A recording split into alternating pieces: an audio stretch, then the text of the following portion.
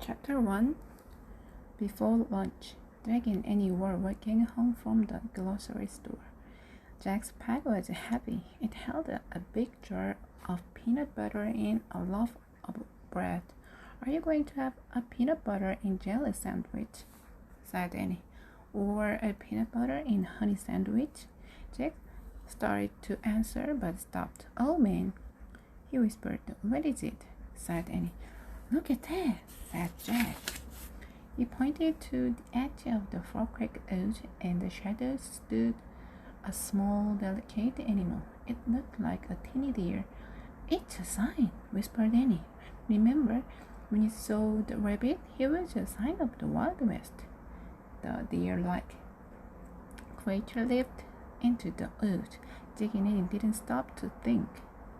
They followed as fast as they could. Jack's heavy back thumped against his back as he ran.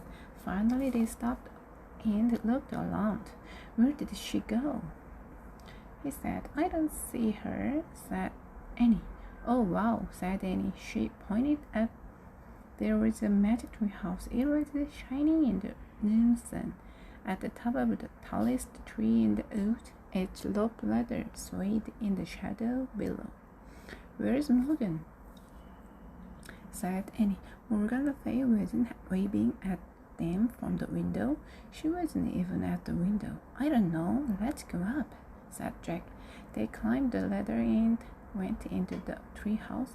Sunlight streamed through the window. It lit a stack of books and two squirrels in the corner. The anxious squirrels held the answers to riddles Jack and Annie had solved earlier. Jack stood off his heavy bag. "Did Morgan leave us a third riddle?" said Annie. "Looking for someone," said a soft voice. Jack and Annie wheeled around.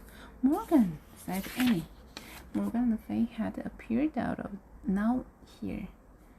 She looked anxious and lovely in the bright light.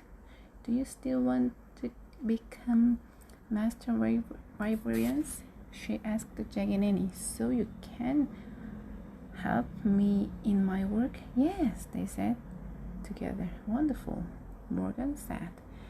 Then she reached into her glove and pulled out a scroll. "You've solved 2 riddles so far," she said. Here is your result." She handed the scroll to Annie. "And for your research."